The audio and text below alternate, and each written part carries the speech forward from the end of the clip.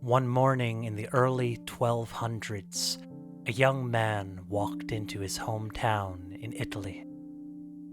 For years, his heart had been heavy, seeing the suffering of those on society's edges. The young man was not from these fringes. He was the son of a businessman, surrounded by those whose success bought them a rare life of comfort in medieval times.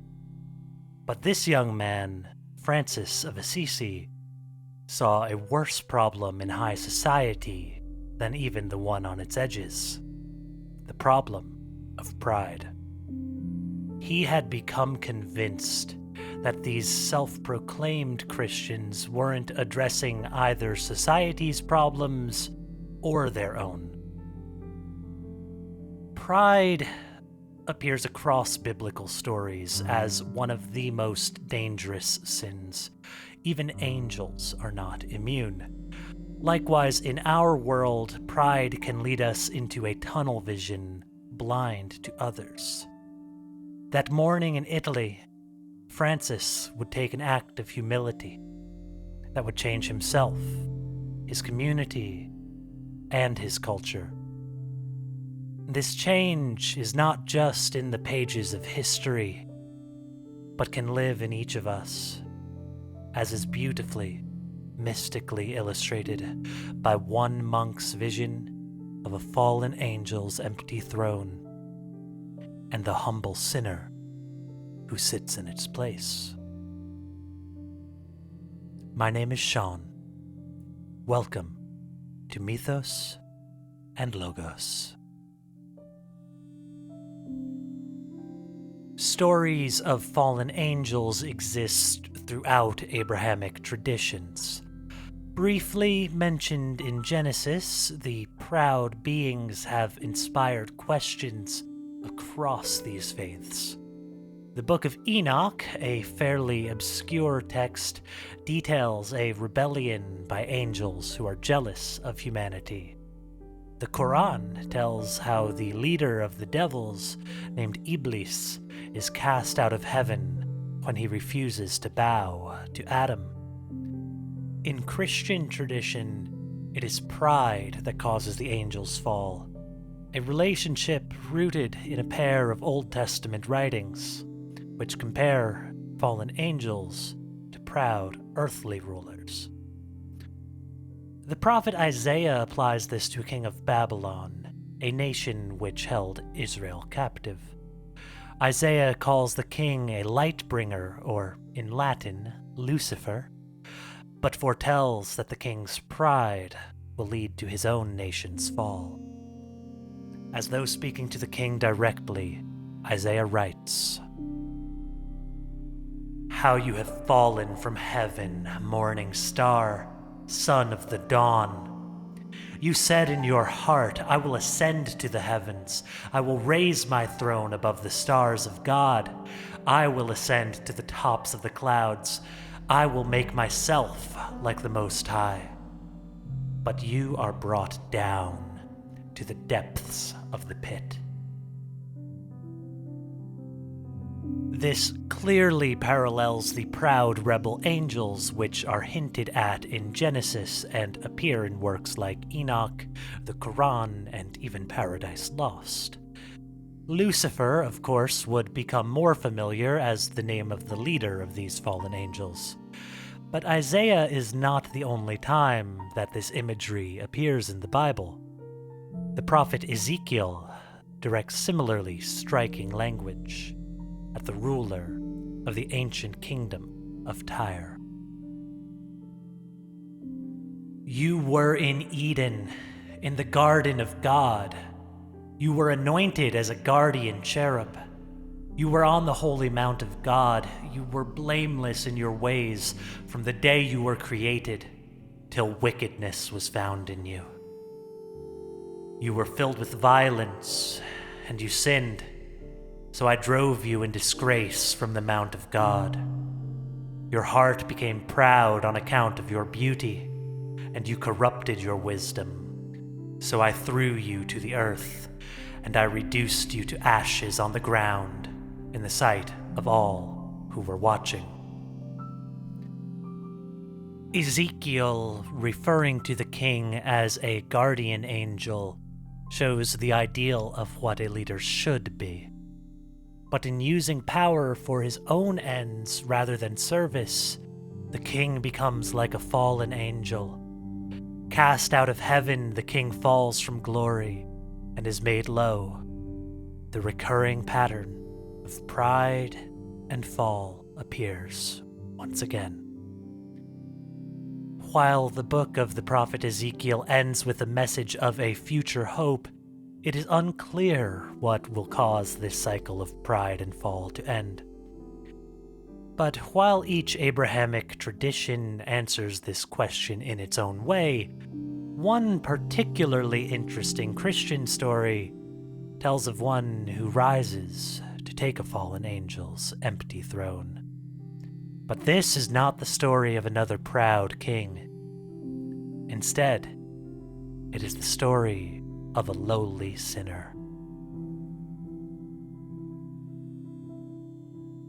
This brings us back to medieval Italy on a morning which forever changes Francis of Assisi.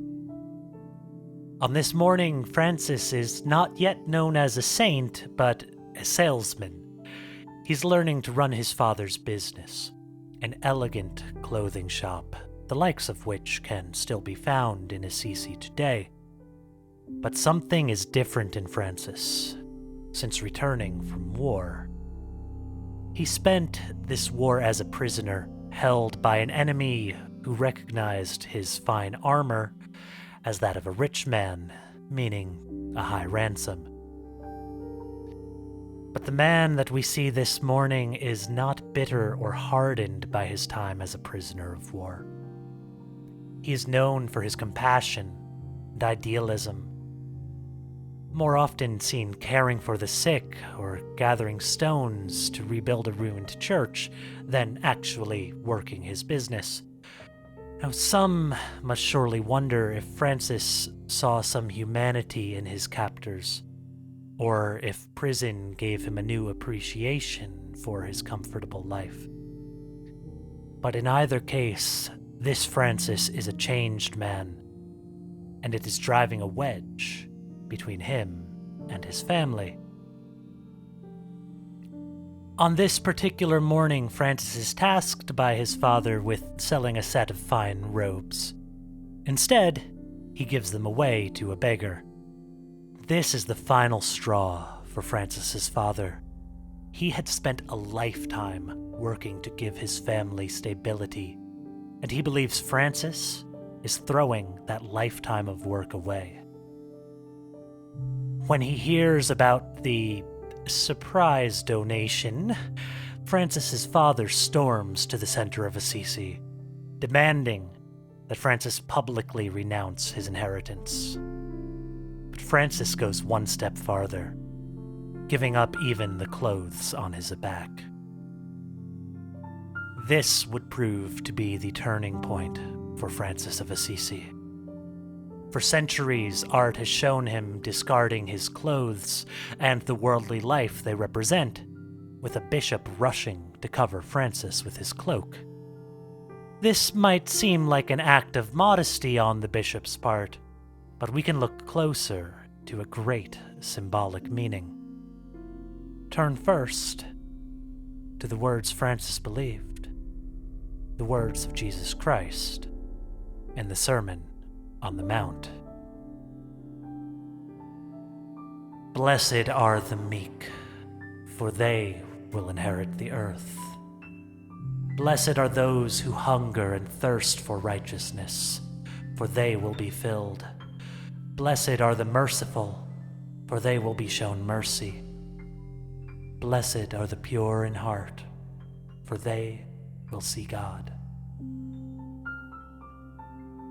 By denying his earthly inheritance and making himself meek, Francis is given a greater reward.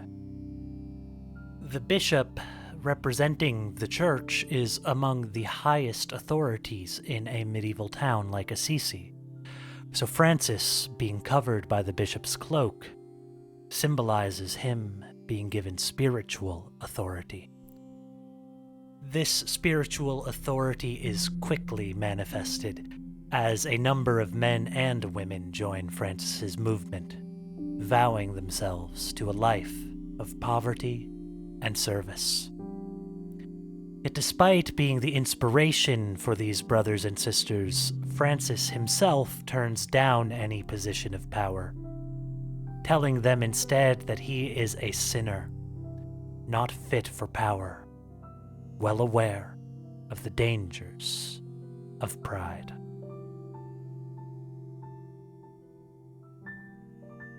From here on, Francis would lead a life of deep prayer, with many stories telling of miracles at his hand. These range from preaching to birds and taming a fierce wolf with his words, to even witnessing an angel and being given wounds mirroring those of Christ on the cross. However, even after all this, never in his life does Francis claim to be holy. It is instead, he says, by emptying himself of his own desires, that he allows divinity to work through him. In his biography, The Mirror of Perfection, Francis's companion, Brother Leo, tells of the saint's struggle to help others without thinking of his own reputation. Only when emptying himself, unconcerned with how he is seen, can Francis become like a mirror, reflecting something greater. This is beautifully illustrated in the mystical vision of one monk, Brother Pacificus, while in a deep moment of prayer. The biography tells that after a meeting with Francis, Pacificus is taken up to heaven, where he sees an angel's throne, massive, beautiful, and empty. The monk wonders whose it must be when a voice tells him that the throne once belonged to Lucifer and has been empty since his fall. But Pacificus learns that the God will not allow the throne to remain empty. Where an angel once fell, instead, a human must rise, so the throne sits waiting for its new inhabitant, Francis. When Pacificus returns, he is noticeably different. Mystified, he approaches Francis, in an encounter best told in the words of Brother Leo himself. He hinted at it, as it were, and while talking of other things, said, "What do you believe of yourself, brother?" To which Blessed Francis answered, "It seems to me I am a greater sinner than anyone else in the world." At this instant, Brother Pacificus heard an inner voice say, "By this you may know the truth of the vision revealed to you, since Lucifer, for his pride, was hurled from his seat, while Francis, by his humility, has merited to be exalted and gloriously enthroned." Through his life, Saint Francis of Assisi served as a witness to the ideals set forth in the Sermon on the Mount. Francis's influence and the miracles attested to him are only remembered today because of his humility. Without that, Francis would have been remembered as out of touch at best or a madman at worst. But by emptying himself, to make himself a mirror of something greater, Francis is remembered. In this way, Francis's life presents the Christian answer to the problem of pride. Throughout history, the proud have risen and fallen, too often leaving destruction in their wake. But as the proud Lucifer fell, and the humble Francis rose, we must remember that Lucifer was not the only rebel angel. There are plenty more places of former guardians waiting to be filled. How many more thrones are still empty from the proud angels, waiting only for someone humble enough to admit that they, too, are a sinner?